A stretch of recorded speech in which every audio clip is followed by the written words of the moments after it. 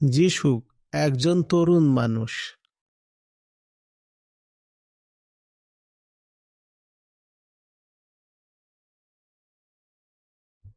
একটা সাধারণ ঘরে জন্ম হয়েছে।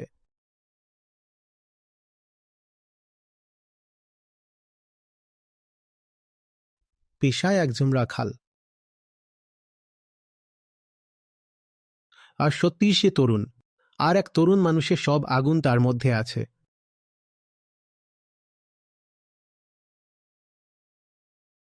ওই শৃঙ্খল ঘুরে বেড়ায়।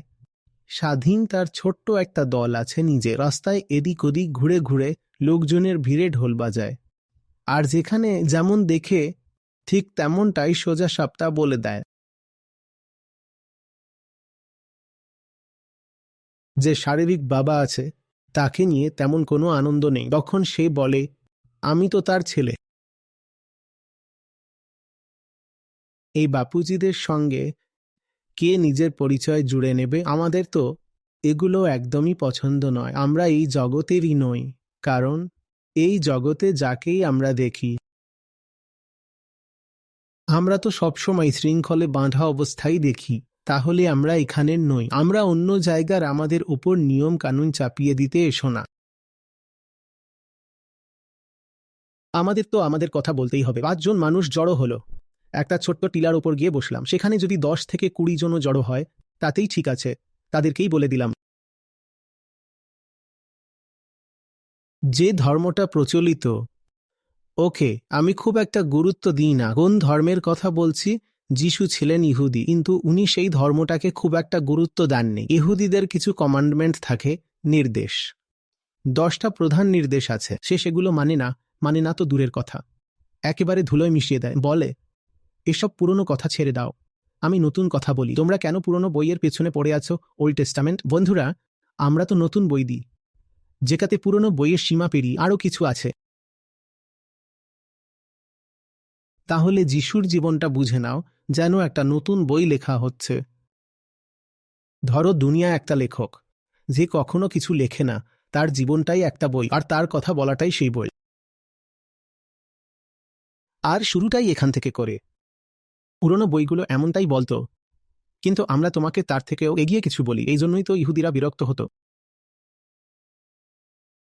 যিশু বলেছিলেন, পুরনো গ্রন্থে লেখা ছিল যে যদি কেউ তোমার একটা চোখ উপড়ে ফেলে, তাহলে তুমিও পাল্টা বদলা নাও। এটাই সাধারণ কথা, কিন্তু আমি তোমায় আরেকটু ভিন্ন কিছু বলতে চাই। আমি বলছি ক্ষমা তার থেকেও এগিয়ে যাওয়া ও উন্নতির কথা। তারপর সে এটাও বলে যে আমি পুরনো বইয়ের বিরোধিতা করতে আসিনি, আমি পুরনো বইটাকেই এগিয়ে নিয়ে যেতে এসেছি। আমার পুরনো নবীদের সঙ্গে কোনো শত্রুতা নেই। আমি তো শুধু ওনাদের অপূর্ণ কাজটাই শেষ করছি।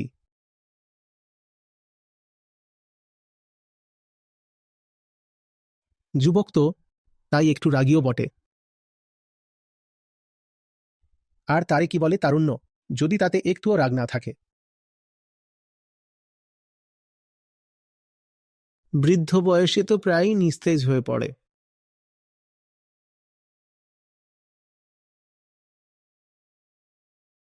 আর যেসব লোক টাকা পয়সার পেছনে ছোটে, তাদের প্রতি তার কোনো বিশেষ সহানুভূতি নেই। তাই তো পুঁজিপতিদের ধোলাই করে দেয়, জানো তো। ইহুদিদের মধ্যে এটা খুব প্রচলিত ছিল, উচ্চ সুদের হারে ঋণ দেওয়া হতো। আর তারপর যখন কেউ টাকা ফেরত না দিতে পারে, তখন তার সব জিনিসপত্র, বাড়ি সব বাজেয়াপ্ত করে নিতে। এরা যাদের মানি লেন্ডার্স বা মানি চার্জার্স বলা হতো। শুধু এদের সঙ্গেই যিশু ঝগড়া করতেন। আর ঝগড়া মানে আসল ঝগড়া, উপদেশ দিতেন না, সরাসরি ঝগড়াতেই নামতেন। মন্দিরগুলোতে কুপ্রথা চলত।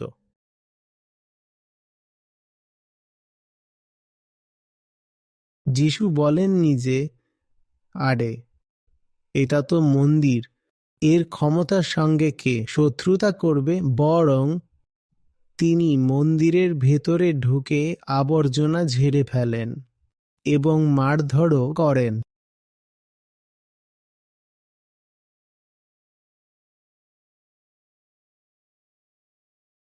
দেখা যাক শুধু ভেড়াই চড়াতে থাকব।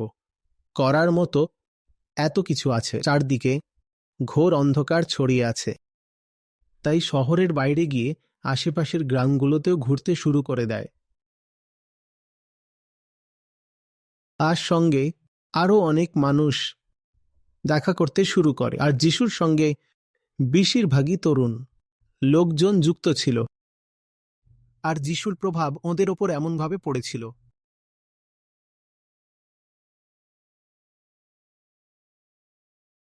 বিশ্বাসেরও বাইরে একটা জিনিস আছে, যখন বিশ্বাসই থাকে না তখন যেন সবকিছু একেবারে পাল্টে যায়, সবকিছু উল্টে যায়, মানুষটাই যেন বদলে যায়।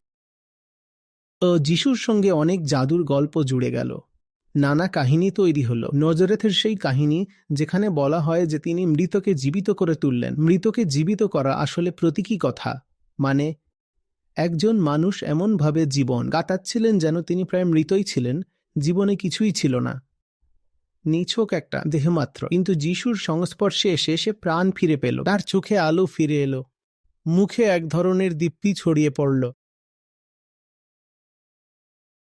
কোথাও এক জায়গায় একটি মেয়ে মৃত অবস্থায় পড়েছিল। যিশু তার কপালে হাত রাখলেন, সে জীবিত হয়ে উঠল। এরপর যিশুকে ঘিরে এরকম নানা গল্প ছড়িয়ে পড়তে থাকে। গল্প ছড়িয়ে পড়ে, মানুষ গল্পের প্রতি মোহগ্রস্ত হয়ে পড়ে, আর মানুষ জড়ো হতে শুরু করে, কথা শুনতে শুরু করে। আর একটা বিষয় নিশ্চিতভাবে ঘটত, যেই যিশুর কথা শুনত সে ক্ষমতা, প্রথা, আচার আর রীতিনীতির বিরোধী হয়ে উঠত।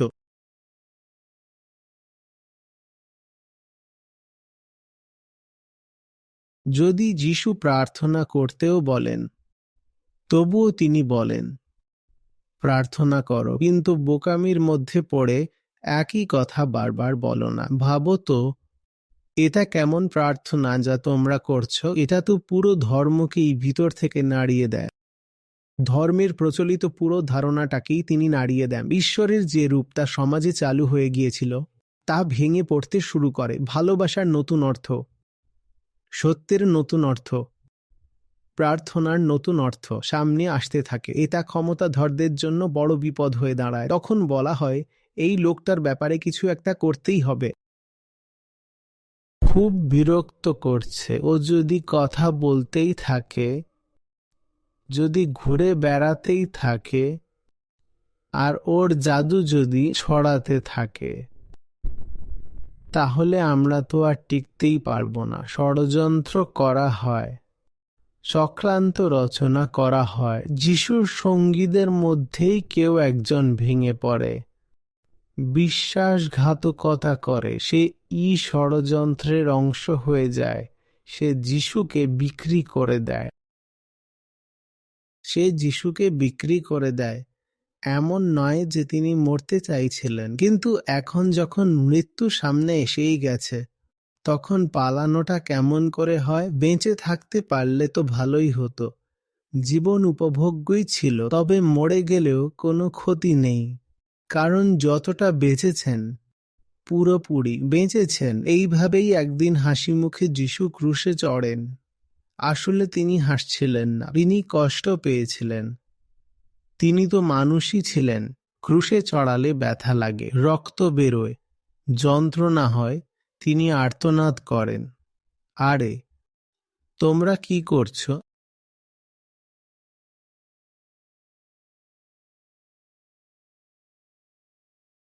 ব্যথা লাগছে।